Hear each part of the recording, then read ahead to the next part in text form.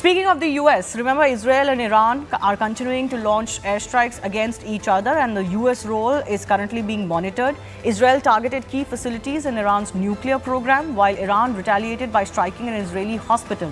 Interestingly, Russian and Chinese presidents both have condemned the Israeli strikes and have asked for immediate ceasefire. This even as there is much speculation on whether US President Donald Trump will formally enter the conflict or not. Now, why should USA get involved? Well, because a key strike on Iran's nuclear base of Fordo is key, and only US can do this. This base is called Iran's Mount Doom. It is around 262 to 295 feet below the ground, 100 kilometers away from the capital of Tehran. An entire region is mountainous. It is considered safe from aerial bomb threats and is not easy to penetrate because it's buried deep. This is why the US gets involved, because the GBU-57 massive ordnance penetrator, or MOP, is a powerful bunker buster bomb developed by the US's Air Force. It weighs approximately 30,000 pounds, is designed to destroy heavily fortified underground bunkers made from high-performance steel alloy, built to withstand impact without breaking, and it can penetrate up to 200 feet into the ground.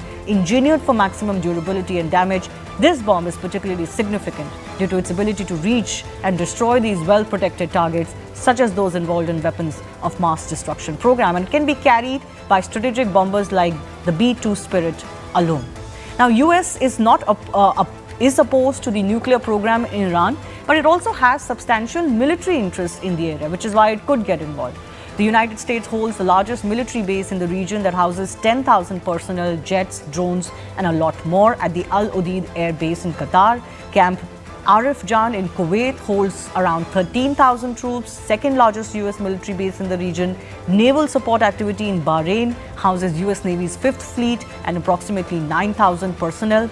The Al Dafta Air Base in UAE hosts the aircrafts like F-22 Raptors. Stealth jets houses surveillance planes and drones. The Erbil Air Base in Iraq is also used for air operations. So the big question is, will Trump really bite the bullet? That analysis is coming up with our guests in just a bit.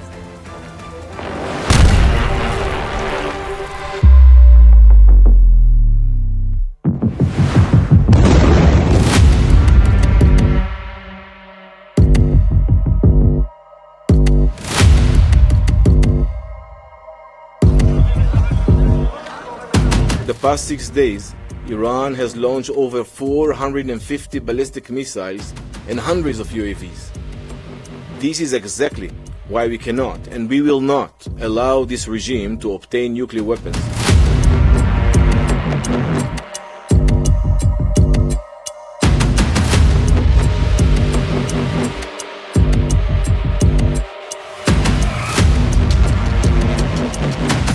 I have ideas as to what to do, but I haven't made a final. I like to make the final decision 1 second before it's due, because things change. I mean, especially with war, things change with war. It can go from one extreme to the other.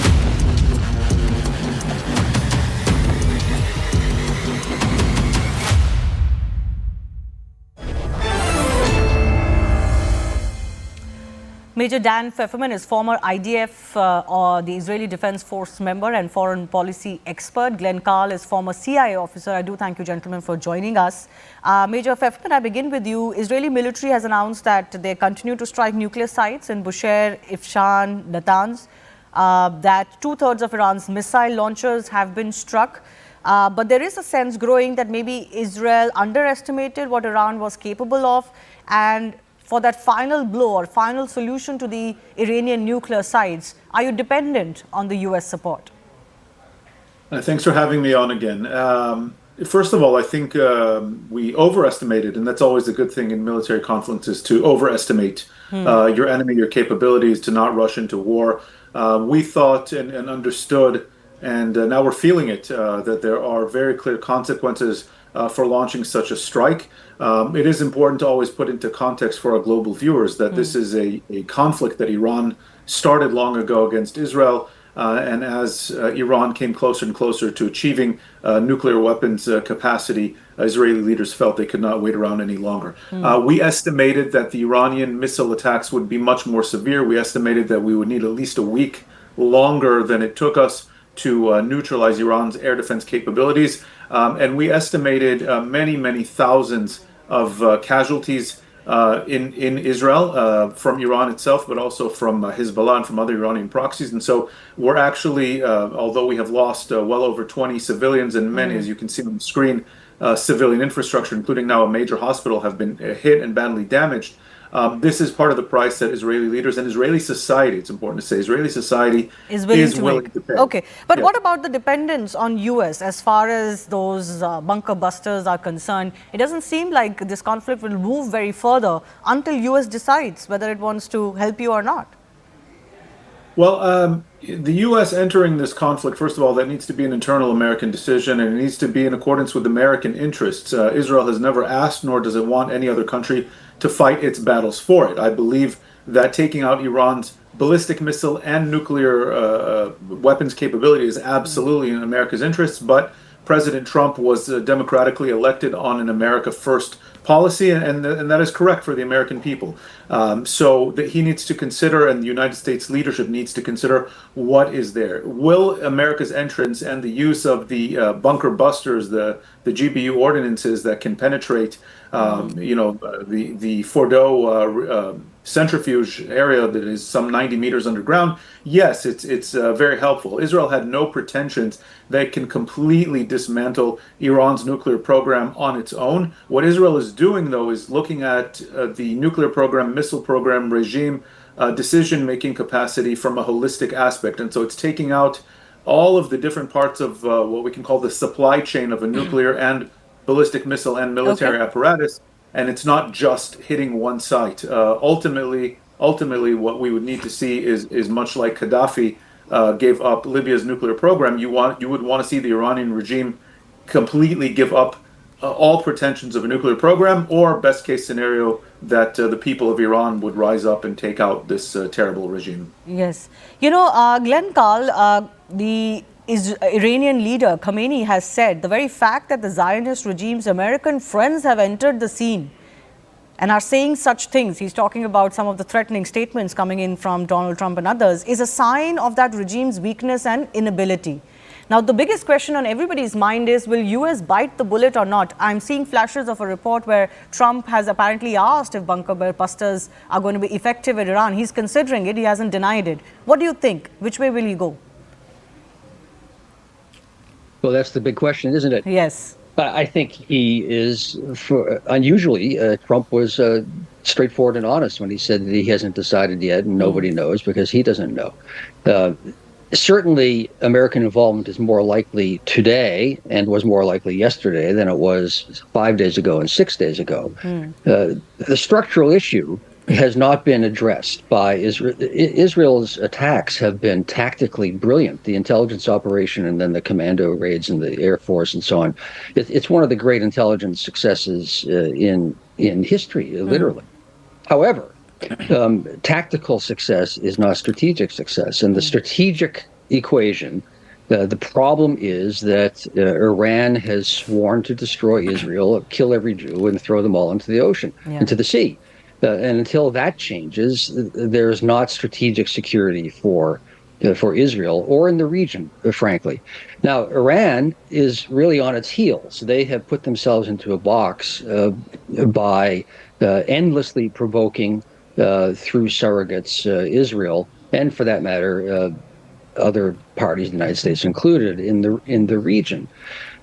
But until there's a regime change, all the phenomenal success that Israel has had with Hezbollah, with Hamas, with militants or surrogates in Iraq doesn't change the structural existential issue. That would lean towards U.S. involvement if the U.S. wants to address the long-term problem. However, that sounds clean, but it wouldn't be. Exactly. Nobody can control a society of 90 million people if the government implodes or explodes. And so things could end up worse or better. Now, one other point on the bunker busters and American involvement. Israeli intelligence is impressive. They estimate that the Fordo site is 90 meters underground.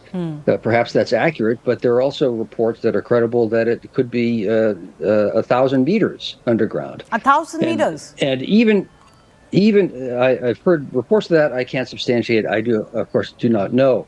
But even if a bomb is used and appears to be successful, I would not trust my eyes. I would want Israeli or American people on the site to verify. You don't accept anything in intelligence unless it is corroborated multiple ways.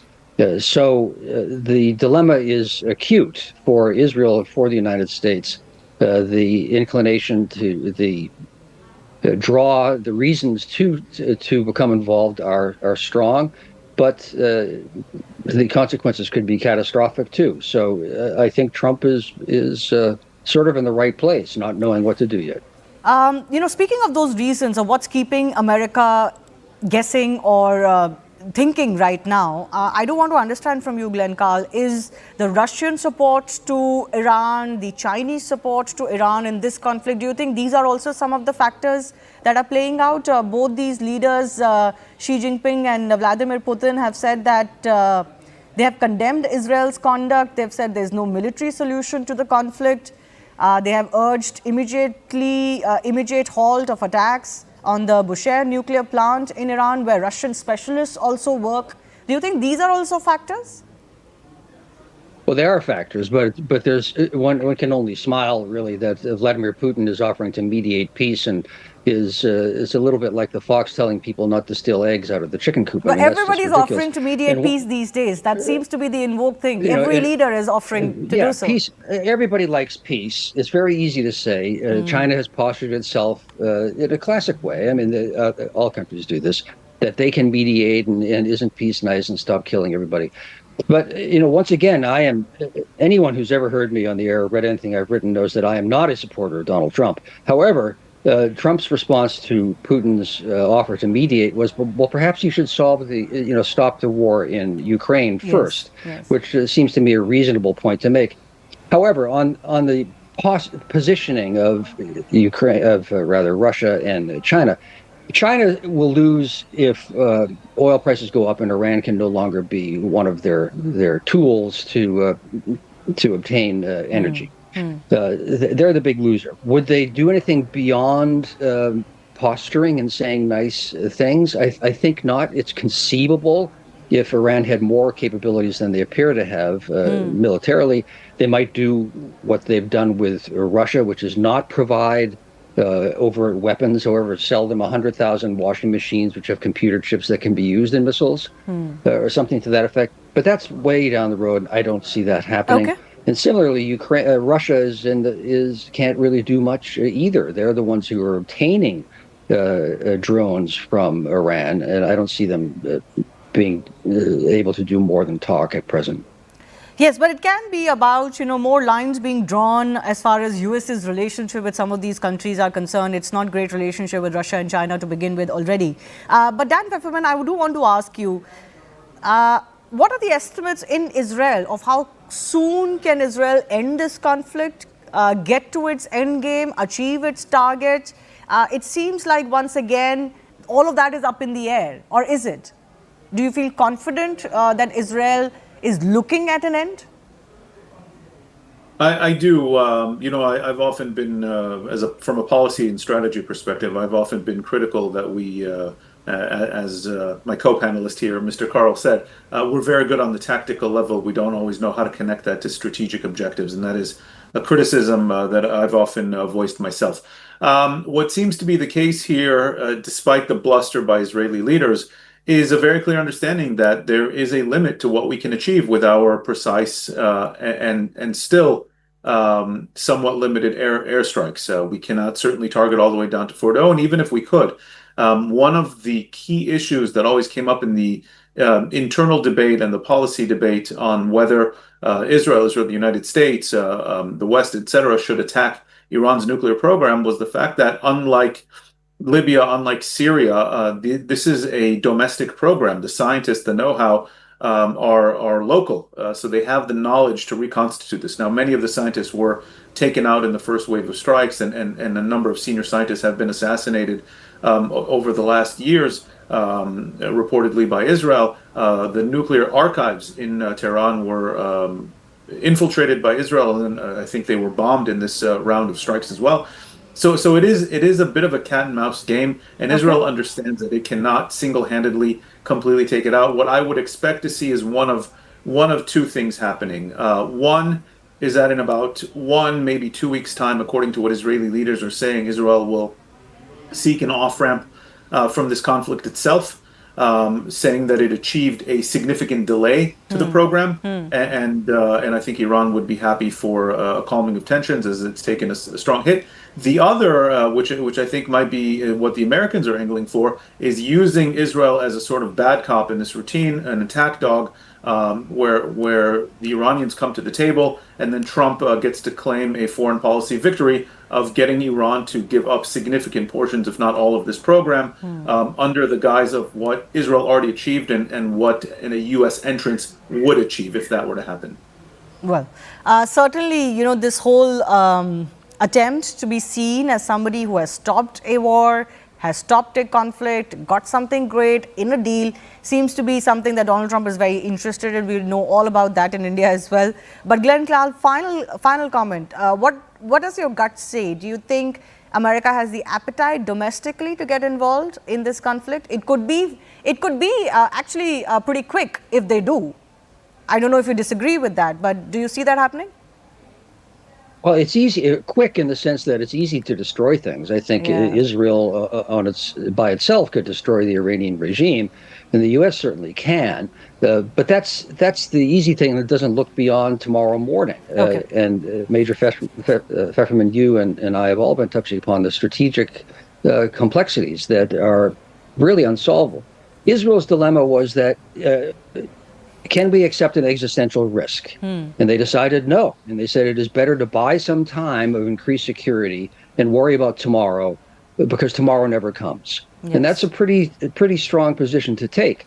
The U.S. population, is all public opinions, is contradictory. It doesn't want war, and it doesn't want Iran's regime. So that's incoherent and unhelpful. On the whole, they would oppose American involvement. Yes, and that is also another factor playing in on why maybe it's taking so long to decide what America wants to do. I do thank all of our guests for joining us.